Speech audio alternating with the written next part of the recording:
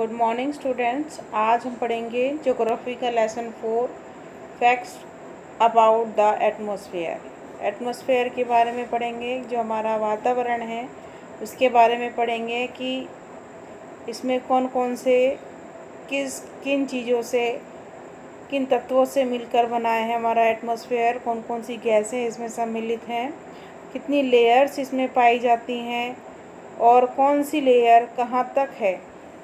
तो ये सब हम इस चैप्टर में पढ़ेंगे। The earth is surrounded by a layer of gases called atmosphere. Earth के चारों ओर जो एक गैसेस की, बहुत सी गैसेस की एक परत पाई जाती है जिसे एटमॉस्फेयर कहते हैं। पृथ्वी के चारों ओर जो हवा की एक जिसमें गैसें भरी हुई होती हैं, वो एक परत होती है जिसको हम वातावरण कहते हैं। The atmosphere is a very important to life on earth. वातावरण पृथ्वी पर जीवन के लिए बहुत ही आवश्यक है, महत्वपूर्ण है। And does many things to help protect life to survive. और इसमें बहुत सी ऐसी चीज़ें हैं जो हमारे जीवन को सुरक्षित बनाती हैं, हमारे जीवन को सफल बनाती हैं। The atmosphere protects earth like a big blanket of insulation. और जो एटमॉस्फेयर है हमारे अर्थ की इस प्रकार से एक रक्षा करता है, जैसे एक ब्लैंकेट हमारी रक्षा करता है, एक चादर की तरह, एक ब्लैंकेट की तरह वह हमको प्रोटेक्शन देता है। It observe the heat from the sun and keeps the heat inside the atmosphere, helping the earth to stay warm. यह सूर्य से डायरेक्ट आने वाली किरणों से हमें बचाता है और अंदर गर्मी को बनाए रखता है। It also keeps the overall temperature of the earth Fairlie steady, specially between day and night. और यह दिन और रात में टेम्परेचर को बनाए रखता है, so we don't get too cold at night and too hot during the day। और यह मदद करता है, हेल्प करता है जो रात में ज़्यादा ठंडा हो और दिन का समय जो ज़्यादा गर्म ना हो। तो ये जो लेयर है हमें ज़्यादा धूप और ज़्यादा ठंड से भी बचाती है। Composition of atmosphere. The atmosphere is a combination of different gases। जो हमारा वातावरण है यह बहुत सी गैसों से, विभिन्न प्रकार की गैसों से मिलकर बना है। In the atmosphere these gases are found in different proportions। और ये जो गैसें हैं इस वातावरण में भिन्न भिन्न मात्राओं में पाई जाती हैं। नाइट्रोजन 78% है, oxygen 21%, carbon dioxide, hydrogen, ozone, helium, argon etcetera ये 1% है। और 1% होने के बाद भी देखो ये कितना पॉल्यूशन फैलाती हैं। ये 1% है कार्बन डाइऑक्साइड, और तब भी इतना पॉल्यूशन फैल रहा है इस 1% से ही कि लोगों का, हमारे मनुष्य का जो जीवन है वो खतरे में पड़ रहा है। Structure of the atmosphere. अब पढ़ते हैं हम स्ट्रक्चर ऑफ द एटमॉस्फेयर। जो हमारा एटमॉस्फेयर का स्ट्रक्चर है वो कैसे है। The atmosphere is divided into 5 distinct layers. हमारा जो एटमॉस्फेयर है, हमारा जो वातावरण है वो 5 लेयर्स में बटा हुआ है। First troposphere, second stratosphere, mesosphere, thermosphere and exosphere. सबसे पहली जो लेयर है इसमें आती है आपकी ट्रोपोस्फेयर। डिटेल से हम पढ़ेंगे। Troposphere is the lowest layer of the atmosphere. ये सबसे निचली परत होती है वातावरण की। The word ट्रोपो is Latin means change. इस जो वर्ड है ट्रोपो, ये लैटिन भाषा से लिया गया है जिसका मतलब है चेंज, बदलाव। This is the layer in which all the weather related changes occurs. इस लेयर के द्वारा ही जो हमारे वेदर में, मौसम में जो चेंजेस होते हैं वो इसी लेयर के कारण ही होता है।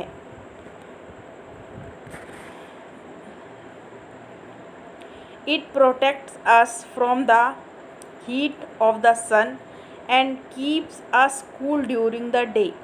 यह जो लेयर है हमें सन की किरणों से, सूर्य की गर्मी से बचाती है और दिन को ठंडा बनाए रखती है। एंड वार्म एट नाइट, और रात को थोड़ा गर्म बनाती है। It is also the densest layer of the atmosphere and it is thickness varies from 8 kilometre over the poles and 18 kilometres over the equator. यह जो लेयर है पृथ्वी को, जो धरातल है सी लेवल से लेकर 18 किलोमीटर तक फैली हुई है। 8 किलोमीटर से 18 किलोमीटर तक ये फैली हुई है। ट्रोपोस्फेयर मीन्स जो हमारी ट्रोपोस्फेयर लेयर है 8 किलोमीटर से 18 किलोमीटर तक की ऊंचाई तक पाया जाता है। यह troposphere all weather related phenomenon like clouds, rains, precipitation, thunder, lightning, fog, frost, etc. occurs in this layer. इस लेयर के अंदर आप बिजली कड़कना, बारिश, धुंध, बर्फ़ पड़ना और बादल, हवा, ये सब इसी लेयर में पाए जाते हैं, ट्रोपोस्फेयर में। नेक्स्ट आती है हमारी स्ट्रेटोस्फेयर। स्ट्रेटोस्फेयर और ट्रोपोस्फेयर, ट्रोपोस्फेयर का एंड और स्ट्रेटोस्फेयर का जो शुरुआत है वो एक लाइन होती है जो इन दोनों को अलग करती है, उसको हम कहते हैं ट्रोपोपोज।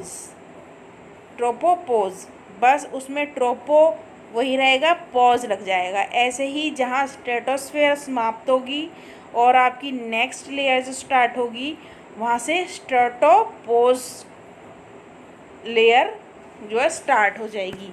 तो पॉज लगेगा, बाकी नाम वो वही रहेगा। स्ट्रेटोस्फेयर में पढ़ते हैं हम, जो ये सबसे पहले हम पढ़ते हैं ये कितने से कितने किलोमीटर तक है। आपने ट्रोपोपोज पढ़ा 8 किलोमीटर से 18 किलोमीटर। अब ये हमारी जो कितनी ऊंचाई है इसकी स्ट्रेटोस्फेयर की, 18 किलोमीटर से 50 kilometre above the surface of the earth. 18 kilometre से 50 किलोमीटर तक की ऊंचाई पर ये पाई जाती है। और इस लेयर में, in this layer very little dust of water vapours are found. बहुत छोटे छोटे धूल के कण और पानी के कण इसमें वाष्प जो दिखाई पड़ते हैं। इन this layer of air is almost straight and horizontal. इस लेयर में, इस स्ट्रेटोस्फेयर जोन में जो है, जो हवा चलती हैं या तो स्ट्रेट चलती हैं या फिर हॉरिजेंटल चलती हैं। और इस लेयर में आपकी ओजोन लेयर भी पाई जाती है।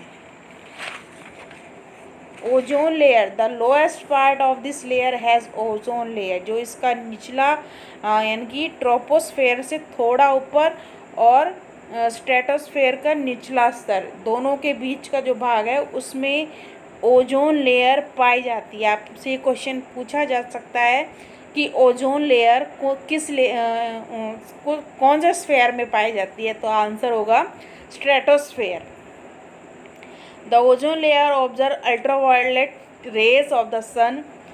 ओजोन लेयर है जो सूर्य की पराबैंगनी किरणों को अवशोषित कर लेती है। The upper part of this layer is mesosphere. The boundary between both of layer is called stratopause. मैंने आपको बताया था ट्रोपोपोज और ट्रोपोस्फेयर और स्ट्रेटोस्फेयर की जो लाइन है बाउंड्री लाइन है उसको स्ट्रेटोपोज कहा जाएगा। जैसे आपकी मेसोस्फेयर हमने पढ़ा, ट्रोपोस्फेयर 8 से 18 किलोमीटर और 18 से 50 किलोमीटर स्ट्रेटोस्फेयर।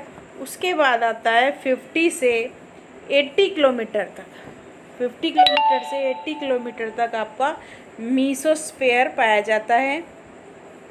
और जैसे जैसे इस मतलब इस स्फेयर की हाइट बढ़ती जाती है और तापमान, इसका टेम्परेचर वहाँ घटता चला जाता है, यहाँ तक कि जो टेम्परेचर है reaches the level of -100 degree Celsius.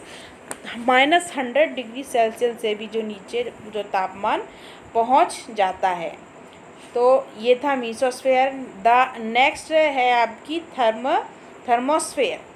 Thermosphere in this layer of the atmospheric temperatures increases with the increasing in height। और यहाँ पर क्या होता है, यहाँ पर टेम्परेचर इस लेयर में बढ़ता चला जाता है जैसे ही हाइट हमारी बढ़ती जाती है। और हमने पढ़ा था वो 80 किलोमीटर और 80 किलोमीटर तक मेसोस्फेयर, अब ये 80 से 400 किलोमीटर तक ये हमारा थर्मोस्फेयर पाया जाता है। This layer extend from 80 kilometer to about 400 kilometer above the mean sea level. Sea level से 400 किलोमीटर तक की ऊंचाई पर यह पाया जाता है। और इस लेयर में जो है आपके क्या पाए जाते हैं, जितने भी कम्युनिकेशन और ट्रांसमिटिंग सिग्नल्स होते हैं इस लेयर में पाए जाते हैं। कौन सी लेयर में? थर्मोस्फेयर में। जितने भी आपके मीडिया रिलेटेड जितने भी नेटवर्क वर्किंग है, रेडियो है, सैटेलाइट्स हैं, वो सब थर्मोस्फेयर में पाए जाते हैं। यानी कि नेटवर्किंग का जो भी वर्क है वो इस लेयर में पाया जाता है। इसमें सैटेलाइट्स भेजे जाते हैं। जो लास्ट लेयर है आपकी exosphere. The exosphere is the highest layer of the atmosphere. The exosphere extend to 10,000 kilometers above the Earth's surface. This is the upper limit of our atmosphere. In this region, the atmosphere, hydrogen and helium are the prime components and are only present at extremely low densities. This is the area where many satellites orbit the Earth. Means exosphere जो है वो सबसे ऊंची और सबसे पतली layer होती है एटमॉस्फेयर की, जो कि 10,000 किलोमीटर से भी अधिक ऊंचाई पर फैली हुई है। और इस लेयर में हाइड्रोजन और हीलियम गैसेस के बहुत अधिक मात्रा में कंपोनेंट्स मिलते हैं। और इस लेयर के अंदर ही आपके बहुत सारे ऐसे सैटेलाइट्स हैं जो पृथ्वी के चक्कर लगाते हैं। तो ये थे आपके structure of the atmosphere. 5 layers होती हैं जो कि हमें हर प्रकार की प्रोटेक्शन देती हैं एटमॉस्फेयर में। वो जीवन की सारी सुविधाएं या ऐसी तत्व हमें प्रदान करती हैं जो कि हमारे जीवन के लिए बहुत ही महत्वपूर्ण हैं। तो आई होप ये चैप्टर आपको समझ में आ गया होगा। Thank you.